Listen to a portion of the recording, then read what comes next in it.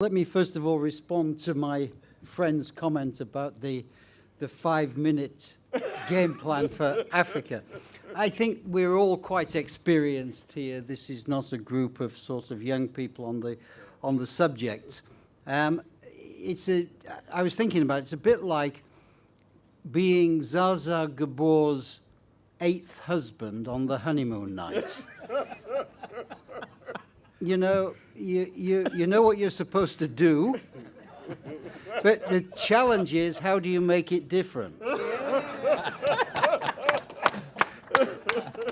I mean, first of all, I think tourism is Africa's opportunity, and I think we have, even with all the brilliance that has been done, and I pay great tribute to my very good friend, the Minister Martinez here, has done a wonderful job, including through FIFA and the link between sport and tourism, including through looking at community involvement in the sector.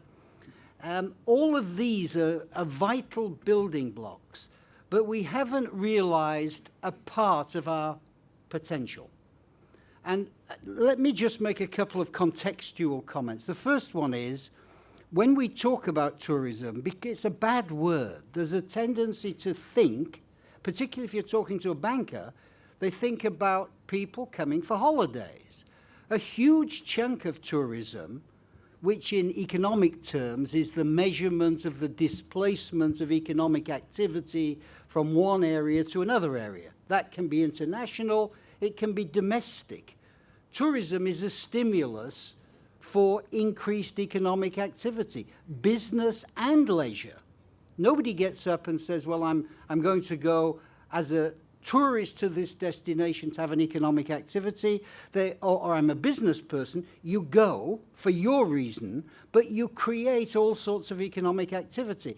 And to find that economic activity, some of it's a bit of trade, some of it's a bit of banking, some of it's a bit of a lot of it is infrastructure. When we had the stimulus packages globally at the G20 level, and then here and everywhere else, what did people do?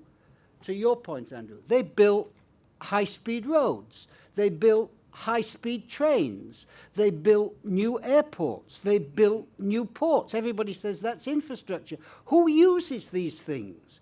Travelers use them. Now, cargo uses a big chunk of it, but a huge piece is for travel. So I just want to make the point, tourism's a clever industry, because if you get it right, it stimulates a lot of other activity. And you're right, if you get it wrong, then you have serious problems. But it's a resilient industry, and it bounces back quite quickly. You find historically 4% growth since the beginning of time. Going forward, it's the same, ups and downs. And the key thing about it, a couple of key points, 80% of the activity, once the travelers get here, is delivered by small and medium enterprises. So if you can get that right, you're solving some other important social activities.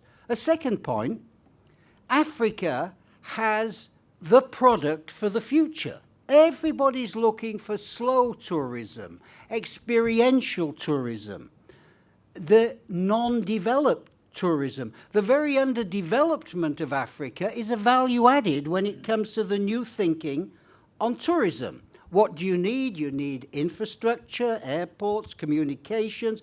Back to my previous speakers. If you're doing all of these things, you're already building the base for tourism.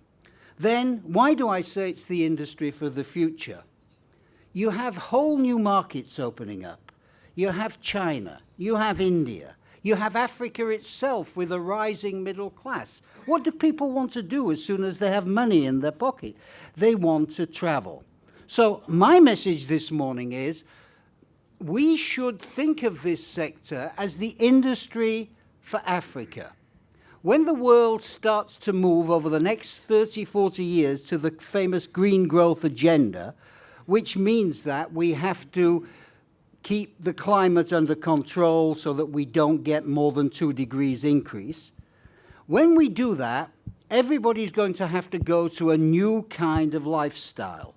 And the world community has said we're going to put trillions of dollars towards the poor countries so they can make this adaptation. We, you, government, private sector, we need to say for Africa, we need a lot of that money going towards tourism, towards building the base, the capacity building in the small villages, so we can move the tourists out of the big cities, let them experience what they want to do, which is what Africa can do. And finally, in the context of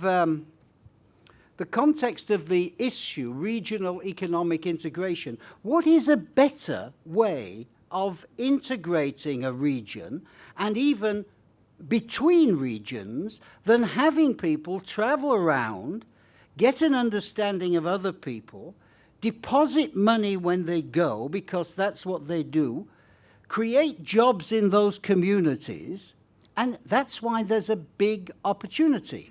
So you need to make tourism come to the top of the agenda and not just be another sector. Tourism ministers across Africa are almost, it's not the same here, but they're almost the last step. You know, it's the first step, actually. You get to be a tourism minister, and you look to see what you can do next. And it's always a poor sister sector.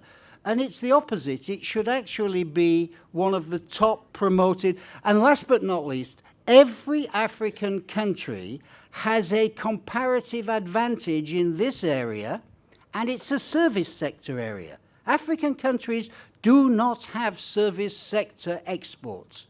Tourism is a universal service sector export.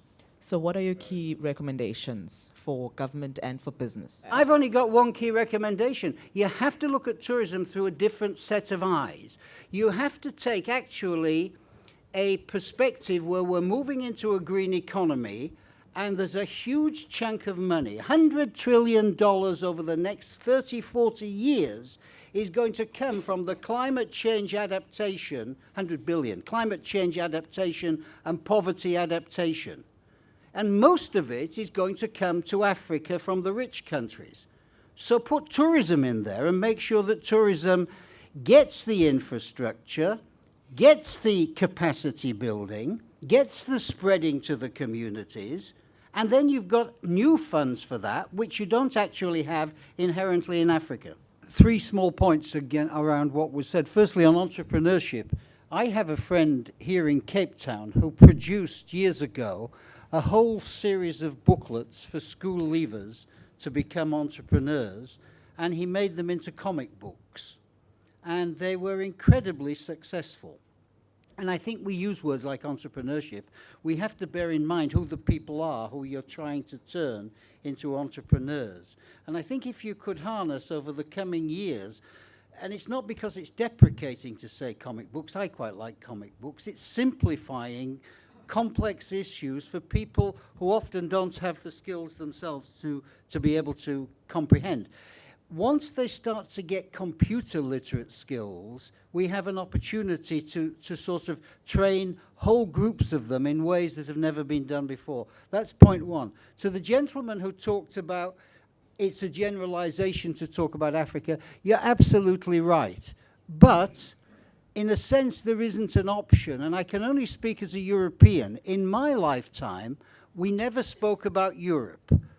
And now, Europe is a very dominant part of everybody's life. And if you look at a 30 or 40-year time span when we have to transform to a green economy, if Africa positions itself now, even if it's a generalization, there'll be some advantages which grow, which are not there for individual countries. And last point, a bit self-serving, but I'm taking the opportunity on a regional basis. The kind of things that you ought to do for my sector is simplify visas, have some incentives for good policies rather than tax penalties, and last but not least, as many flights as possible. It's total nonsense to demonize aviation around climate. It'll fix its climate problems. If you don't have the flights, you don't get the tourists, you don't get the human exports. And that's regional flights as well as international. Doing business in Africa, you can't afford to be without Africa Investor.